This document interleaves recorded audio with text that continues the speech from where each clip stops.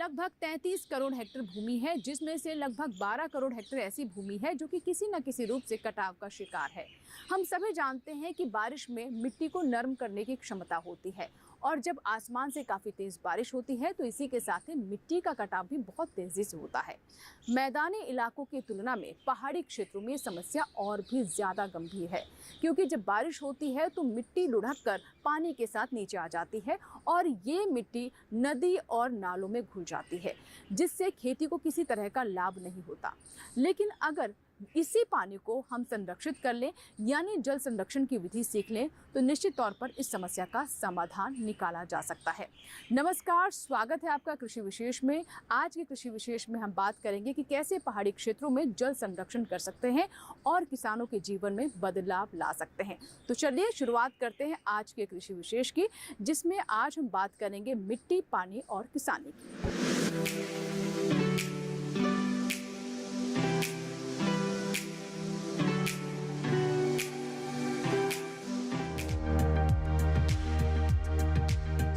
धरती पर पानी की कोई कमी नहीं है। कुदरत का निजाम इसे उस जगह भी पहुंचा देता है जहां के बारे में हम कल्पना भी नहीं कर सकते। ये समंदरों में भी है, ग्लेशियरों में भी है, जमीन के नीचे भी है और पहाड़ों के पेट में भी। बहती हवाओं में, बादलों के गर्जन में, कल कल करती नदियों में, गिरते पड़ते झरनों में पानी बहुत सी जगहों पर है, मगर सब जगह नहीं। इंसान मिट्टी का बना है और उसका जीवन पानी से जुड़ा है। पानी है तो सब कुछ है, पानी नहीं तो कुछ भी नहीं। यही हमारी प्यास बुझाता है, यही भूख भी मिटाता है। खेतों की जान पानी है, फसलों की शान पानी है। बीज अंकुरण से लेकर फूल खिलने तक और फूल खिलने से लेकर फल बनने तक हर समय पानी की जरूरत है। पानी अगर बहुत कम हो तो भी अभिशाप है और अगर बहुत अधिक हो तो भी अभिशाप है। न सूखा सही है न बाढ़। वैसे धरती पर पर्याप्त मात्रा में पानी मौजूद है, इसके बावजूद हम पानी कम होने की शिकायत करते रहते हैं। वजह है इसका सही वितरण न होना। सही वितरण के लिए इंसानों को ही कुछ करना होगा। पानी बनाना इंसान के बस की बात नहीं है और जहाँ पानी नहीं है इसे वहाँ पहुँचाना भी कोई बच्चों का खेल नहीं है, खास तौर से ऊंचाई वाले इलाकों में। हाँ, कुदरत ने बारिश के रूप में जो पानी दिया है उससे हम कमाल कर सकते हैं। बस थोड़ा सा दिमाग लगाना है और जरा सी मेहनत करनी है। देहरादून में भारतीय मृदा एवं जल संरक्षण संस्थान है। इसका काम मिट्टी और पानी दोनों की हिफाजत के तरीके खोजना है। हम लोग इधर गेहूं खेती करते हैं और धान खेती करते हैं। कुछ सीजन में आते हैं, हम लोग भी खाना का ज़रूरत हो तो उसी सीजन में हम लोग पैदावार करते हैं, घर में इकट्ठा करते हैं। घर में इकट्ठा करने के बाद और हम लोग हर 12 महीने उसका संभाल करते हैं, परिवार का जो संभाल करते हैं। उसी तरफ भी हमारा पानी भी हम लोग उसी तरफ संभाल करने का ज़रूरत है। क्यों? 4 महीने में बारिश गिरते हैं, उसी समय ज़्यादातर पानी का इकट्ठा करने का ज़रूरत नहीं है, उसी समय बारिश गिरते हैं। बट उसमें क्या करना पड़ेगा, बारिश गिरते हैं उसी समय हम लोग इकट्ठा करके बारिश के बाद उसका उपयोग करने के लिए हम लोग कोशिश करने में। नहीं हो तो क्या होगा, सारे पानी भाग जाएगा हम लोगों का खेती में और तालाब में पानी तो नहीं। वर्षा जल का बेतहाशा बहाव दोहरा नुकसान करता है। एक तो मूल्यवान पानी बेकार चला जाता है और दूसरे ये अपने साथ मिट्टी को भी बहा ले जाता है। तो फिर ऐसी भयंकर समस्या का समाधान क्या हो? जवाब है पेड़। पेड़ अपनी जड़ों के जरिए मिट्टी को पकड़ कर रखते हैं और इनकी पत्तियां बूंदों के प्रहार को कमजोर बनाती हैं। भारतीय मृदा एवं जल संरक्षण संस्थान ने मिट्टी और पानी को बचाने के 5 सूत्र दिए हैं। उनमें पहला पेड़ लगाना ही है। पहले तंत्र है, आप देख लीजिए बारिश गिर रही है, इधर बारिश गिर रहे हैं। आप मान लीजिए मेरा हाथ है, इधर खेती है, इसके ऊपर गिर रहे हैं। इधर क्या होगा, एक्चुअली धीरे इधर इसके ऊपर बीच में कोई पेड़ पौधा नहीं हुआ तो क्या होगा, सीधे सीधे गिरेगा, सीधे सीधे गिरेगा, जोर से गिरेगा। ये पानी क्या होगा, मिट्टी के अंदर नहीं जाएगा, ये दौड़ेगा। हम लोग क्या बोलते हैं उसको, तो रन ऑफ वाटर बोलते हैं। उसमें पानी खेती से और ज़मीन से दौड़ के चला जाते हैं। ये दौड़ के जाने के समय मिट्टी भी लेके चला जाते हैं। इसलिए अपने हम लोग पहला तत्व है, नियम है, हम लोग क्या करने में, बारिश का बूंद को क्या करने हैं, उसको पेड़ पौधा लगा के उसको सम्मान करना है। मतलब क्या है, बारिश का बूंद सीधा सीधा मिट्टी के ऊपर ना गिरे, ये पेड़ पौधा के ऊपर गिरे। गिरने की वजह से क्या होगा, एक बड़ा बूंद है, उसका गिरने की वजह से क्या होगा, ये बड़ा बूंद ये पत्ते के ऊपर, पेड़ पौधा के ऊपर गिरने की वजह से ये छोटा छोटा बूंद हो जाएगा। छोटा छोटा बूंद होने की वजह से उसका शक्ति कम हो जाएगा और भूमि के ऊपर बहुत धीरे धीरे धीरे से गिरने की वजह से मिट्टी का बहुत मौका मिलते हैं पानी पीने के लिए। सारे पानी गिरते हैं, सारे पानी लगभग इसी तरह पेड़ पौधा के ऊपर गिर के हम लोग संरक्षण करेगा तो सारे पानी लगभग मिट्टी के अंदर चला जाता है। मिट्टी के अंदर चला जाएगा तो आपको तो पता है कुआं में पानी मिल जाएगा, अंतर्जल बढ़ जाएगा। साथ ही हमारा झरन है एंड नदी है, बहुत बहुत पानी उधर से बहेगा एंड वर्षपूर बहेगा। ऐसा नहीं है 2 महीने 3 महीने बहेगा, ये 12 महीना बहते रहेगा। मिट्टी के अंदर गया बरसात का ये पानी इकट्ठा होता रहेगा और बाद में धीरे धीरे रिस कर अपने आप बाहर निकलना शुरू कर देगा। ये रिसता हुआ पानी छोटे छोटे जल स्रोत बनाएगा और फिर ये छोटे छोटे स्रोत आपस में मिलकर बड़े झरने या नदियों का रूप ले लेंगे। इस तरह प्रकृति ने पहाड़ों की ऊंचाइयों पर भी पानी की व्यवस्था कर दी है।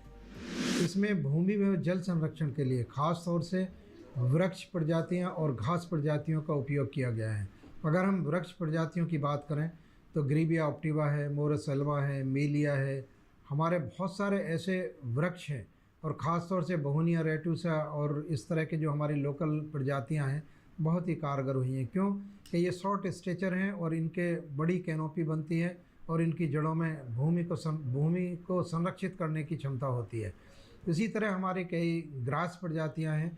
तो अगर घास में हम बात करें तो मुख्य तौर से हाइब्रिड नेपियर है, पेनिकम मैक्सिमम है, क्रायोसोपोगान फुल्वस है और हमारी एक यूलेलेप्सिस बाइनेटा भी है। भूमि संरक्षण के लिए बहुत उपयोगी है, बट इससे हमें चारा नहीं मिलता। ये एक व्यावसायिक घास है। बाकी जितनी भी हमारी हाइब्रिड नेपियर, क्रायोसोपोगान फुल्वस या गिनी घास, इनकी हमारे को चारे के रूप में उपयोगिता है। चारे के साथ साथ इनकी जो सॉइल बाइंडिंग कैपेसिटी है वो बहुत अच्छी होती है और इनको बड़े कारगर रूप से भूमि एवं जल संरक्षण के लिए उपयोग में लाया गया है।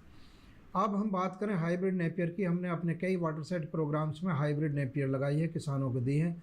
स्टार्टिंग में किसान बहुत रिलेक्टेंट रहते थे, इसका उपयोग नहीं करते थे, लेकिन इसकी गुणवत्ता को देखते हैं क्योंकि इसमें 9 से 12% तक प्रोटीन कंटेंट है और इजीली प्रोपेगेटेड है। इसको हम बहुत आसानी से इसके स्लिप्स और इसके जड़ों से लगा सकते हैं। जब हमने किसानों को अपने वाटर सेट्स में ले जाके इसको दिया और किसानों ने लगाया तो इसकी अगर हम पैदावार की बात करें तो प्रति हेक्टेयर 500 से 600 क्विंटल हरे चारे के रूप में इसकी पैदावार होती है। हमने एक प्रोग्राम और भी चलाया जिन पे, क्योंकि किसान अक्सर अपने जो कल्टीवेटेड लैंड है उसको ख़राब नहीं करना चाहते, तो किसानों के खेतों के चारों तरफ जो मैंड है, हमने मैंड पे घास को लगाना शुरू किया और इसकी घास लगाने से उसमें से इतनी पैदावार होती है क्योंकि 4 से 6 बार तक किसान इसको काट सकता है एक साल में। अगर हम अमूमन बात करें तो हर 2 महीने बाद किसान हरे चारे के रूप में उपयोग में ला सकता है। एक और इसमें गुणवत्ता ये होती है कि हरा चारा जब दूसरे सोर्सेज से ख़त्म हो जाता है, गर्मियों में ख़ास तौर से, तब ये हरे चारे के रूप में उपलब्ध रहती है और इसको किसान हरे चारे के रूप में काम कर खिला देते हैं पशुओं को, क्योंकि और दूसरे चारे नहीं होते हैं। एक और भी बात है कि जब हमने इसको मेंढों पे लगाया तो इससे किसानों की भूमि जो कल्टीवेटेड थी उसका बचाव हुआ और उसी मेंढों से जो हरे चारे का उपयोग हुआ, जो बचत हुई, किसानों का समय बहुत बचा। क्योंकि पहले किसान जंगलों से हरा चारा लेने जाते थे या हरे चारे वाली फसलें उगा के अपनी ज़मीन का उपयोग करते थे, तो उनकी ज़मीन भी बची और ख़ास तौर से वनों के ऊपर जो निर्भर थे उनकी निर्भरता ख़त्म हुई। हमने ये देखा कि 30 से 40% तक निर्भरता किसानों की जंगलों के ऊपर ख़त्म हो गई। अब जंगलों के ऊपर वजन कम हो गया या ख़त्म ही हो गया एक तरह से, क्योंकि अब हरे चारे की उपलब्धता उनके खेतों की मेंढों से ही पूर्ति हो जाती है। और हमने ये भी देखा कि कई किसानों ने जब इसको अपने मेंढों पे लगाया खेतों के चारों तरफ, तो चारे की उपलब्धता इतनी ज़्यादा हुई कि ज़्यादा होने से उन्होंने पशुओं की संख्या बढ़ा दी। ख़ास तौर से जिनके पास एक गाय थी तो 2-2 3-3 गाय रखने लग गए, भैंस भी रखने लग गए, क्योंकि अब चारे की उपलब्धता बढ़ गई।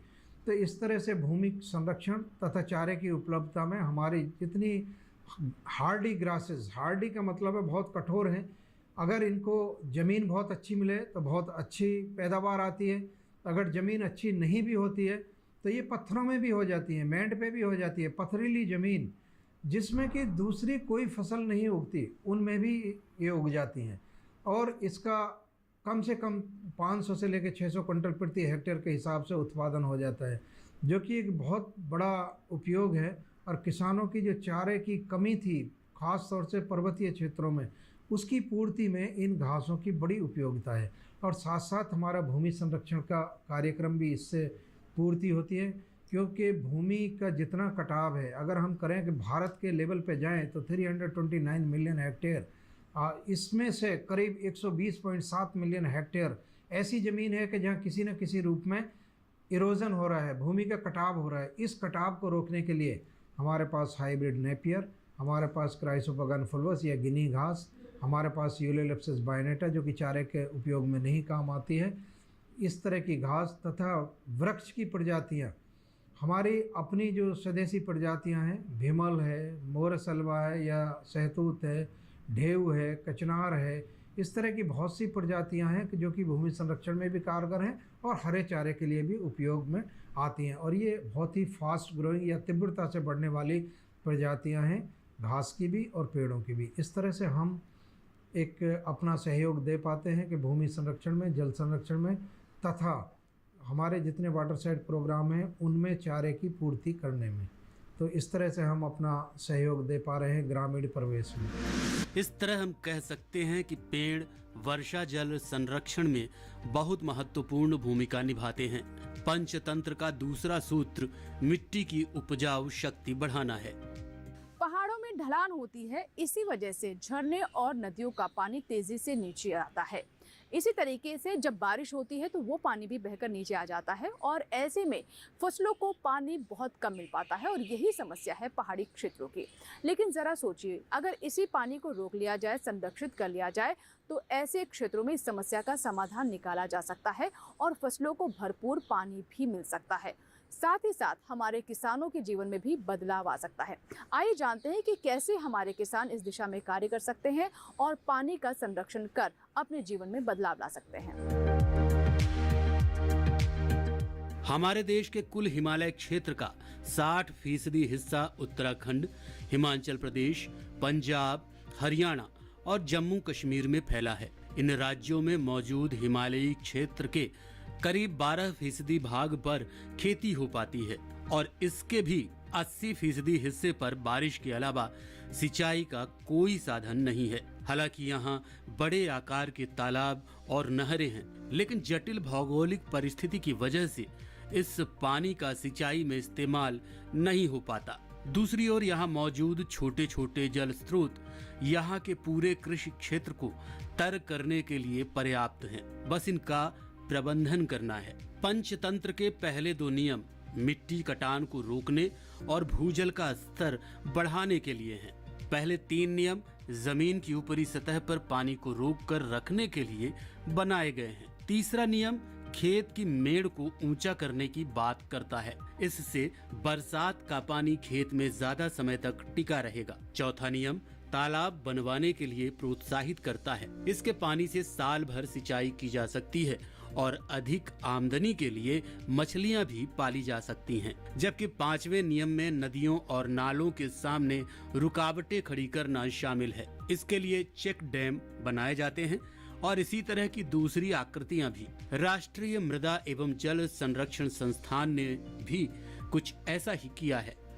पर्वतीय क्षेत्रों में जो है जो हमारा भू संसाधन के उपयोग को जो है बढ़ाने के लिए जल संसाधन का प्रबंधन जो है यहाँ पर जो है कैसे जो है किया। तो आज हम जो है आपको एक परियोजना जो हमारे संस्थान ने जो है देहरादून जनपद के विकास नगर जो विकास खंड है, विकास नगर के जो हमारे गांव हैं पसोली, डूंगा खेत, देवतला, इन गांवों के लिए जो है किया था।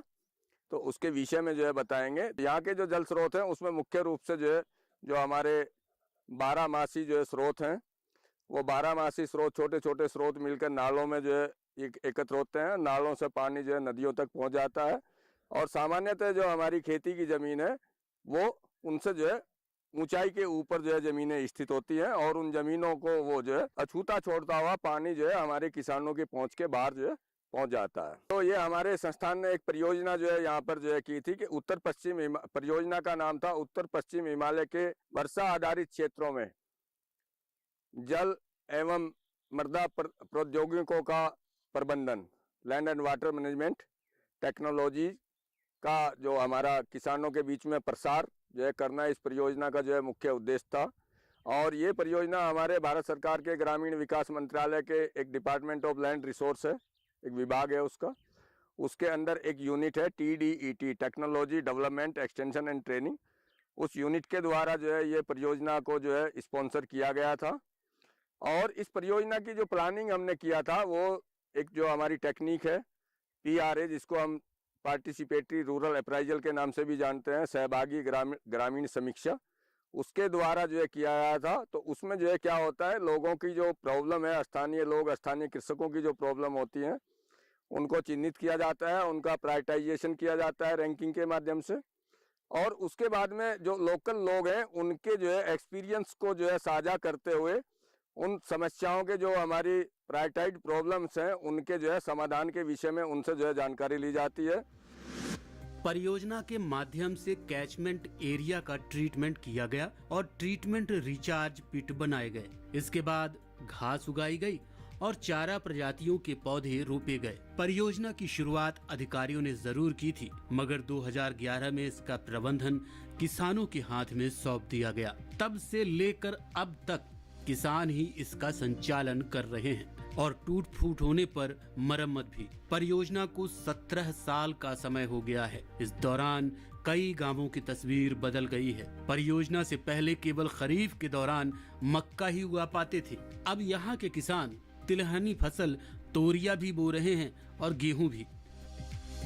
इसके अलावा प्याज, आलू, टमाटर, लहसुन, खीरा, लौकी और तौरी भी उगाई जाने लगी है। पशुपालन के लिए भी ये परियोजना वरदान साबित हुई है, क्योंकि अब पशुओं के लिए बरसीम और नेपियर घास भी किसान उगा पा रहे हैं और पशुओं को साल भर हरा चारा मिल पा रहा है। इसमें जो है जो हमारा 4 इंच का GI पाइप के माध्यम से इसको जो है इधर लाए और ये पाइपलाइन जो है 2.25 किलोमीटर जो है लंबी है और उस पाइपलाइन के माध्यम से इन दोनों पॉइंट का, इस जगह का और उस जगह का जो एलिवेशन का जो डिफरेंस है हाइट का, वो जगह यहाँ से 33 मीटर की हाइट पे है। तो इतना हेड लॉस के होते हुए फिर भी यहाँ पर जो है पर्याप्त जल जो है यहाँ गांव के ऊपर तक जो है पसोली गांव के ऊपर की साइड तक ये जो है जल आया और यहाँ से इस तालाब से जो है पानी जो है आगे जो गांव है हमारा पसोली और देवतला, इन 2 गांवों में जो है अंडरग्राउंड पाइपलाइन के माध्यम से इन दोनों गांवों में जो है ये पानी जो है डिस्ट्रीब्यूट होता है। और जो पानी का जो डिस्ट्रीब्यूट होता है, डिस्ट्रीब्यूट करने के लिए जो हमारा कमांड एरिया है, कमांड एरिया को जो है हमने स्लोप के हिसाब से जो है अलग अलग जो है ब्लॉक्स के अंदर जो है विभाजित जो है किया हुआ है और उसमें अलग अलग ब्लॉक्स के अंदर जो है राइजर्स जो है लगाए हुए हैं, इरिगेशन के राइजर्स। चारा फसलें उगाने से जंगलों पर दबाव कम हुआ है। पहले पशुओं को चरने के लिए जंगलों में छोड़ दिया जाता था, अब इसमें काफी हद तक कमी आ गई है। बरसात के संरक्षित पानी का सही से और न्याय संगत इस्तेमाल हो सके, इसके लिए गांव वालों ने वाटर यूजर एसोसिएशन बनाई है। ये एसोसिएशन 10 रुपए प्रति घंटा के हिसाब से सिंचाई का किराया लेती है और इस पैसे का इस्तेमाल परियोजना की मरम्मत पर हो रहा है। कुछ पानी मिट्टी में इकट्ठा हो जाते हैं, कुछ पानी मिट्टी में अंदर जाके अंतर जल में चला जाते हैं, कुछ पानी दौड़ के चले जाते हैं, तालाब वगैरह में चले जाते हैं एंड डैम वगैरह में हो जाते हैं। उसके बाद कुछ बचेगा तो समुद्र में चला जाते हैं। आपका भी पता है बारिश कब गिरते हैं, बारिश का समय है। ऐसा भी आप लोगों का पता है, हमारा देश है ये बारिश का अनुसार से हम लोग खेती करते हैं। ज़्यादा तरफ हम लोगों का इरिगेटेड एरिया तो अभी धीरे धीरे से बढ़ रहे हैं। ज़्यादा तरफ हम लोग खेती बाड़ी करने के लिए हम लोग बारिश में पानी का हम लोग उपयोग करता था। इस परियोजना के पानी से 65 किसानों की 30 हेक्टेयर जमीन की सिंचाई हो रही है। पहले ऐसा नहीं था। अनाज के लिए लोग दूसरों की जगहों की ओर पलायन कर जाते थे, लेकिन अब अपने खेतों में उगे अनाज का सेवन कर पा रहे हैं। उन्हें पलायन के झंझट से आजादी मिल गई है।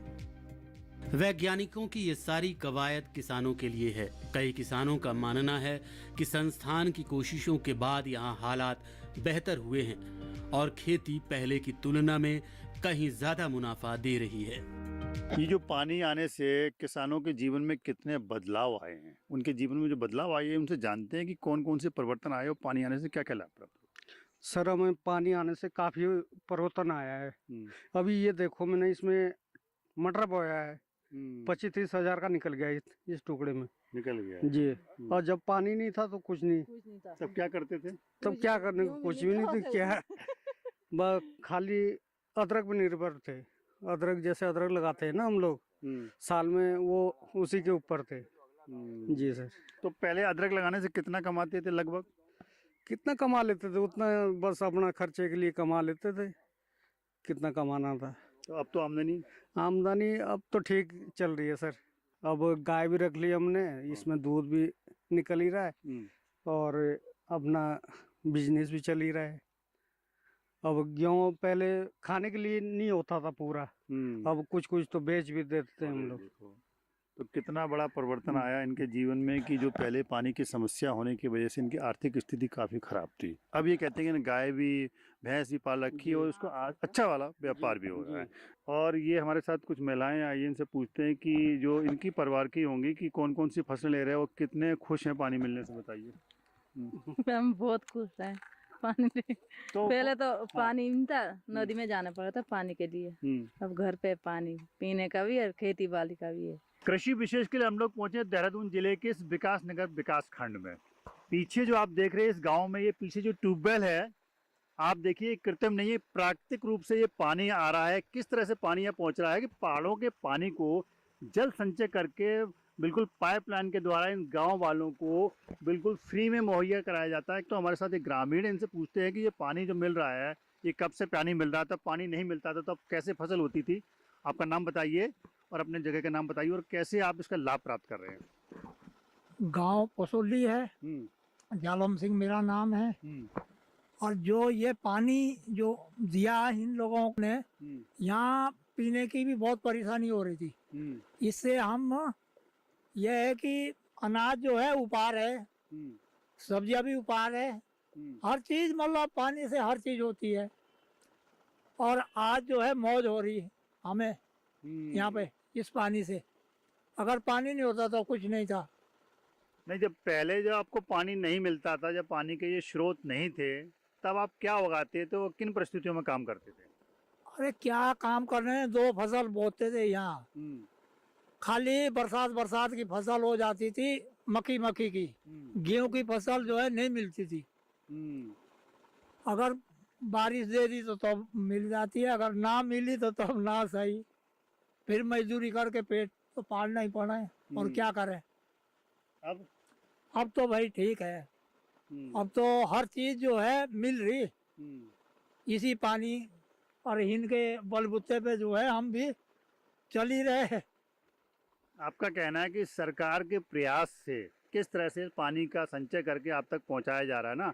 हाँ, और कई फसलें आप प्राप्त कर रहे हैं ना, ये बात है।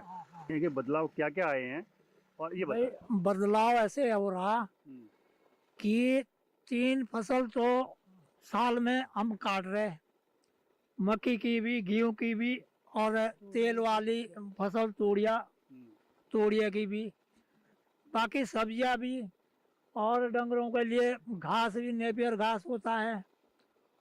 और बाकी चीज़ें ऐसा है कि पानी से जो है हर चीज सब्जियां भी उगा रहे, मिर्च, टमाटर, बैंगन, खीरा, लौकी, हर चीज जो है हमको बहुत लाभ मिल रहा है। तो हमारे लिए तो भाई यही पानी है। पहले तो भाई मजदूरी करके जो है पेट पालना पड़ा था, अनाज पूरा नहीं होता था। हमने 2010 से जो है ये पानी चलाया था। 2010 से चलाया था पानी, जब मैं इसी लाइन में मैं ही लगा सबसे पहले। तो तब से जो है यो पानी मतलब ये नहीं कि 12, 13, 14 साल हो गई, 14 साल बैठ रही वो। तो भाई गांव के लोग भी खुश है। खैर हम तो चल ही रहे इतने साल पे। तो ये जो है ना सरकार ने आपको दिया, लेकिन इसकी रख रखाव की जिम्मेदारी इन ग्रामीणों की है और ये इसको बड़ी सुचारू रूप से इसको चला रहे हैं, इसका प्रबंध कर रहे हैं और इसका लाभ प्राप्त कर रहे हैं। और ये विशेष बात इनसे ये पता लगी कि जिस तरह से ये पानी जब पहले नहीं था, यहाँ पर एक ही फसल मुश्किल से मिलती थी और वो भी बरसात पे। और ये इस पानी की वजह से इनका जो जीवन यापन में इतना बदलाव आया है कि जैसे अभी क्या है, अभी गेहूँ की फसल भी लेते हैं, अन्य फसलें भी लेते हैं, पशुओं के लिए भी प्रबंध करते हैं, उनका चारे का प्रबंध भी होता है। अब इनका जीवन यापन जो है ना बहुत अच्छी तरीके से चल रहा है और इस कारण का बहुत बड़ा इनको लाभ प्राप्त हो रहा है। जल संकट सिर्फ पहाड़ी हिस्सों की ही समस्या नहीं है, बल्कि मैदानों में भी ये परेशानी देखी जा रही है। भारत के पास कुल 142 मिलियन हेक्टेयर जमीन खेती योग्य है। इनमें से सिर्फ 48% पर ही संस्थागत सिंचाई के साधन हैं। बाकी जमीन बादलों के भरोसे है। बारिश अच्छी हो गई तो ठीक, नहीं तो फसल चौपट। इसलिए यहाँ भी जल संरक्षण उतना ही जरूरी है। दूसरी ओर हमारे पास जोत की जमीन सीमित है। इसी से बढ़ती जनसंख्या की जरूरतें पूरी करनी है तो सीमित जमीन से अधिक उपज लेनी ही होगी। इसके लिए मृदा प्रबंधन भी करना होगा। ये था हमारा आज का कृषि विशेष, मिट्टी, पानी और किसानी। कहते हैं पहाड़ी क्षेत्रों में ना तो जवानी ठहरती है और ना ही पानी, लेकिन अब ये पुराने दौर की बात हो गई है। जिस तरह के प्रयास पहाड़ी क्षेत्रों में किए जा रहे हैं उससे मृदा संरक्षण हो रहा है, जल भी बच रहा है और खेती में भी हम देख रहे हैं कि काफ़ी प्रगति हो रही है। इससे हमारे युवाओं को भी रोजगार प्राप्त हो रहा है। बस आवश्यकता है कि हमारे किसान नवाचार से जुड़े नई तकनीकों को समझें और इसे अपने जीवन में अपनाएं। आशा करते हैं कि आज का हमारा कृषि विशेष यानी मिट्टी, पानी और किसानी आपको ज़रूर पसंद आया होगा। अगर आपके कोई सुझाव है तो आप हमें ईमेल ज़रूर करें, अपनी राय भी हम तक पहुंचाएं। हमारा ईमेल आईडी है ddkrishivishesh@gmail.com। आप हमें पत्र भी लिख सकते हैं। पत्र लिखने के लिए हमारा पता नोट कर लें। कृषि विशेष, कमरा number 59A, CPC, Doordarshan, Khelgaon, नई दिल्ली 110049। आपके ईमेल्स और आपके पत्रों का हमें इंतज़ार रहता है। आप हमें ज़रूर सुझाव भेजें और अगर आप चाहते हैं कि किसी विषय पर हम कृषि विशेष लेकर आएँ तो भी इसकी जानकारी हमें अवश्य दें। कृषि विशेष के एक नए अंक में एक नए विषय के साथ फिर होगी आपसे मुलाकात। तब तक आप बने रहें दूरदर्शन किसान के साथ। नमस्कार।